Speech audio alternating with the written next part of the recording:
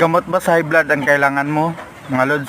Akong bahala sa iyo kasi mayroon akong hinanda para sa gamot ng high blood. Masakit yung tangkugo, yung dito.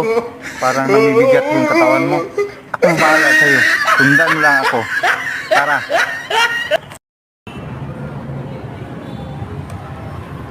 Yan ang ating gagawin. Aakyat tayo.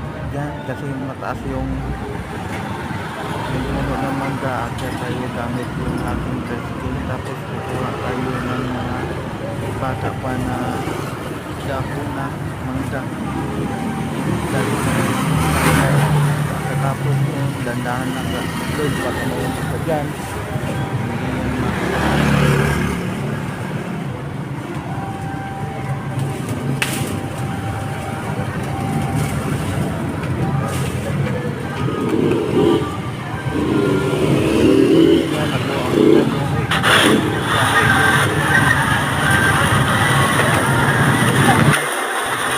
Mabuti kasi marami yung mga gaganda na dahon ng mga gaganda.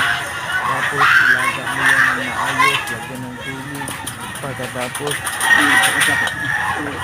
puluan ng mabuti, pagkatuluan ng minutes lang.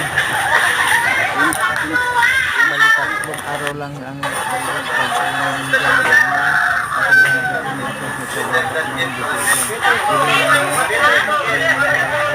At high blood, mga batok nyo, yan, yun nyo lang 3 araw. Aayos nyo yung high blood nyo. Huwag nyo lang pasigahan kasi dapat tuloy-tuloy ang ating gamutan. Yan, pag sa mga wala lang ng pera, yan, ito ang pang-maintenance. Sabi ng Panginoon, andyan lang yung mga gamot sa paligid, kailangan lang natin kunin. Wala namang bayad.